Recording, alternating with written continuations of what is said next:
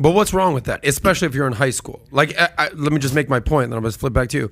Kindergarten, elementary school, even middle school, stay the F away from the freaking kids.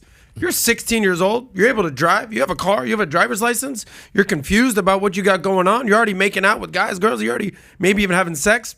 I got no problem in high school. No problem. That's me. Totally Adam different said the man in a way. with no children. Okay. Come on. You have So no what is problem. that? You have no problem with what in high school?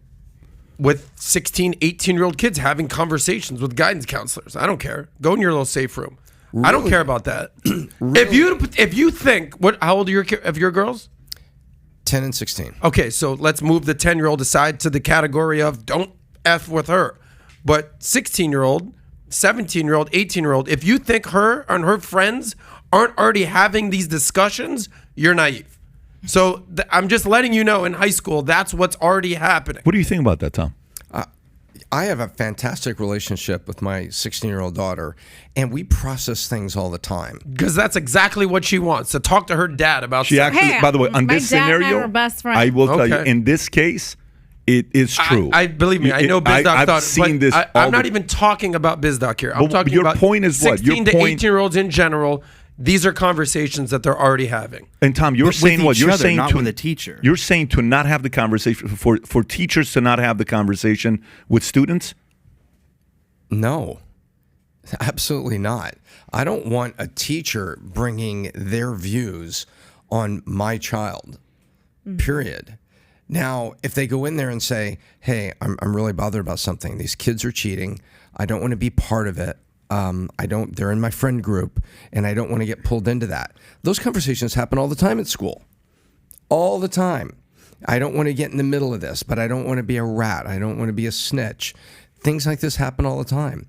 But the deeper things, I mean, you know what happened, I told you, and I don't want to go into details. No, I get it. Because I don't want that girl to accidentally be exposed. And Bailey came and talked to me about a really bad decision that a friend made. Really bad decision. Her parents are very concerned about it. There's a lot of things that go along with it. But we processed it. Like, what was she thinking? Where was she at? Now, here's the thing, Tom. To be fair, you can afford to put your kids through a good private school. Go to public, okay? Go to 95% of America, whatever the percentage is, that's got their kids in public school because of a zip code.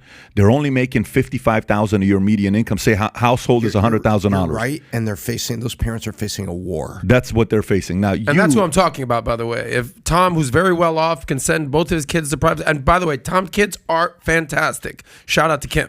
However, that's not the representative of what's going on in America. I taught in school. I taught second grade. I taught eighth grade. In Miami, I know what 9th, 10th, 11th, 12th, like they're already doing stuff.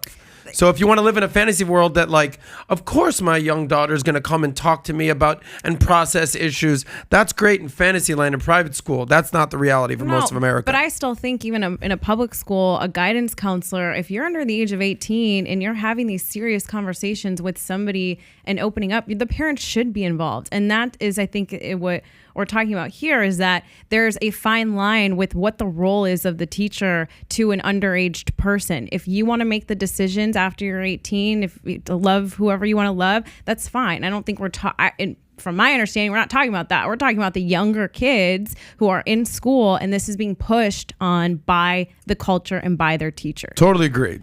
K through 8, don't even mess with the kids. But at a certain point, like, so Adam, talking about seniors in high school Are you here. saying if a sophomore is confused and goes to the guidance counselor saying, "Hey, Mrs. Johnson, I'm really wondering with all these pronouns. I'm really wondering what I am. I'm really struggling with that. What do you think I should? I'm having a hard time talking to my mom and dad about it because I know if I talk to my mom and dad about it, they're going to get really upset. What do you think is the right choice for me to make?" Well, number one, any question they have, whether if you could be a straight guy and just be like, look, man, like I'm dealing with some bodily stuff that's happening right now. I don't feel comfortable talking to my mom about my boner. That's just kind of weird. And I'm going to go talk to my guidance counselor. I'm okay with that. Should talk to your guidance counselor about your boner. That's what I'm just saying, like, this is the reality. Pretty concerning right now if you're going. If we want to just like sugarcoat everything and we like learned a little too bring much about everything Adam up, today. I'm just saying, this is what 16-year-olds deal Mr. with. Jones. Well, hey, I'd like to talk to you about my boner. But go to. But I'm actually. Go to your point. If the kid is saying, what should? Here's the question. Yeah. Let me be more specific. By the way, these aren't just teachers. This isn't your civics teacher. Let me be more. This is hopefully a guidance counselor. Let me be who's more trained specific. In this. Let me Yes, be more go ahead. specific. So if the 14-year-old Adam is concerned about his Not boner 14, not in 14. high 16, school. high school, yes. Well, 14. I was in high school at 14. No, ninth grade. high school, 14 I was a 14-year-old in high school. I'm telling you. I graduated 17 years old in high school. Well, Not because anyway, of grades, I'm by the talking- way. Well, you were 16 and also up. breastfed till you were 18. That's the point. So, but go to 16 years old. Stay at 16 years old. Yes, let's stay there. 16 years old, you're Yes. 11th grade. You're driving a car home. I get you. You go to your guidance counselor and you say, listen, my name is Adam. I'm kind of confused right now. What do you think? I was never confused, to clear But, the air. but you go to your guidance counselor and you say, you're confused. Hey, I'm having problems with my girlfriend. What should no. This is Okay. not problems with your girlfriend. This is we're talking him and her and pronouns. We're and talking things. LGBT We're stuff. specifically on this topic here. Okay. How should the guidance counselor handle that? I'm afraid of talking to my dad because he's going to lose it. He's a traditional Jewish man, or he's a traditional Hispanic, whatever, Yeah. So I come from a Christian family. What should the guidance counselor do in that I'm not situation? going to pretend that I know the answer of what the guidance counselor should say or not say. Here's what I will say, Yeah. though. I'm okay with them having a conversation. Like the fact that they're conversing and talking and they're saying, I've got questions. Like that's the guidance counselor's job, to have guidance. I don't and counsel. disagree. I don't think I disagree. All I'm asking is, what should the approach be from their end? Because that's the training that's got to come from the As top. a parent, do you want them to just go right back to the parent? Hey, by the way, little Timmy had questions about whether he's gay or not. Do you Just wanna think he should do make that? you aware. Would you want to know that as a parent or no? If I'm a parent, of course I would want to know So would that, you but want- maybe you my want me kid to- doesn't want to share that. But I though. call you as a guidance counselor and I say, hey, Adam, I got a question for you. Can I share something with your son I think you need to know about? But it's very important for you and I to build a relationship together, because if you go and automatically tell him what I told you, I think I'm going to lose trust, and he's not going to have a person to go to. Can I trust that we can build this relationship together, you and I? Yes. I think you ought to have a conversation with your son because he's struggling with ... Do you think that conversation should be had, or do you think the secret should be between a guidance counselor and the kid? That's a very valid question. I mean, it's like where do you draw the line? Of What is it? would you want me to do? Forget what the valid question is. You want to have kids one day. What does the would kid you want? No, If no, the no, kid no, said- no. if- No, hear me no, out. no, no. Hear me out. Hear me If out the on the kid says, question. Hear me out on the "Don't question. tell my parents." I don't care what the kid says. Okay. Say the kid says, don't tell my parents. I don't give a shit if the kid says, don't tell my parents. If your kid comes and tells me, the guidance counselor, don't tell my parents, okay? How do you want me? Do you as a parent still want to know, or you don't want to know? Obviously, if I'm a parent, I would like to That's know. the point. I would like to know. Okay, I agree But if with the you. kid specifically says, like for instance, I had an issue with my father growing up, right? He was a very abusive guy.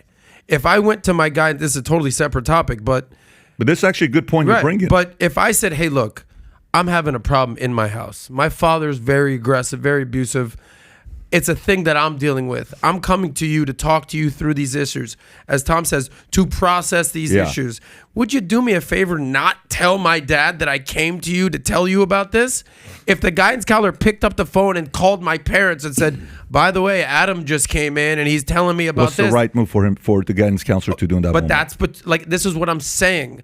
A 16-year-old is Yeah. not a 10-year-old. Wait a minute. It's not a 4-year-old. You're They just have crossing they over have here. the ability You're crossing to over from a child have getting issues. abused, and the guidance counselor's purpose is to get CPS, Child Protective Services, involved so that we can protect the nation's youth when you do have a parent out of control. We're talking not about that. You move the argument, and I don't think that's intellectually honest, Adam. But Tom, What's going I on? said this was something I was dealing with. I didn't move the goalpost. I said this was something that I dealt with. Stick to the him and her. That's fine. Stick to the him and her. If a kid goes to this teacher, 16 years old, guidance counselor, saying, I'm wondering what I am sexually. I don't want to bring it up to my dad because I think he's going to lose it. Can you please help me out with this? Should that guidance counselor call the dad and the mom? No, No. Really? not at 16. Got it. Really? No. What? And What So, do you- so, what do the, you think? so the Is reaction that your- is just is that your so then opinion? why even have a guy? Yeah, of course it's my opinion. Just like it's your opinion. I But- think That's the whole point. hang on. Everyone here has an opinion. So I'm whatever you coming- say is but- right because you're a parent. But I'm I in the data, actually, dude. I actually want to do this. Let me do this, and then I'm going to come to you. And I'm going to hear your thoughts as well. Okay. So explain to me why.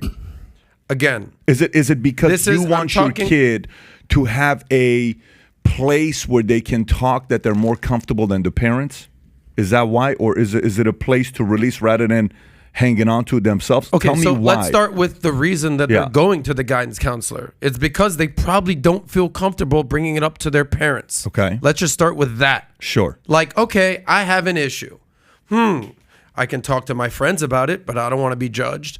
I could talk to my parents about it, but I'm certainly going to get judged for whatever I'm going to have to say. It's not exactly the most comfortable conversation with your mom and dad about sex. Okay? I don't care how good you are at processing issues. I'm not trying to talk to my mom and dad about bodily sex stuff, just facts. So if this is a person who is a qualified professional and this is their freaking job, I'd feel okay closing the door and saying, hey, can I talk to you about such and such and such? If, God forbid, my kid, for example, I don't have a kid, but in the future, if that led to a mental health problem down the line because they were struggling with this and they either wanted to take their life or struggling with something greater, that guidance counselor should be telling the parents, because it can turn into a broader mental health conversation that it's the parent's job to be involved with their child. Once you're 18, fine, whatever. But for that particular case, I also have a big issue. If these guidance counselors are looking at things objectively and they're actually being professionals and doing their training and talking to these kids, that's a different story. But if there are guidance counselors that are pushing this as well, that's a bigger issue. It's all a cultural problem, I think. If the guy, I mean, look, let's not villainize teachers. We're here. not. I'm not trying to. Teachers have the hardest jobs. Your wife's a teacher, they bro. They do. My mother was a teacher for 30 years. I was a teacher. My mom was a teacher. But teachers have a very tough job. They're overworked and underpaid. They are. And let's not villainize teachers that they're all trying to reverse LGBT all our kids. I'm not. Sometimes they need to have crucial conversations. If you look at the schools, that would tell you otherwise. How so? Go to a public school in a Democrat-leaning state, and what you see there is pretty concerning.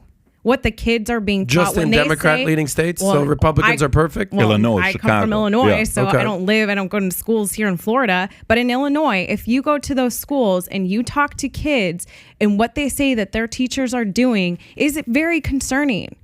If everybody the teacher. What the teachers are doing is very concerning. That's what she's saying. But continue.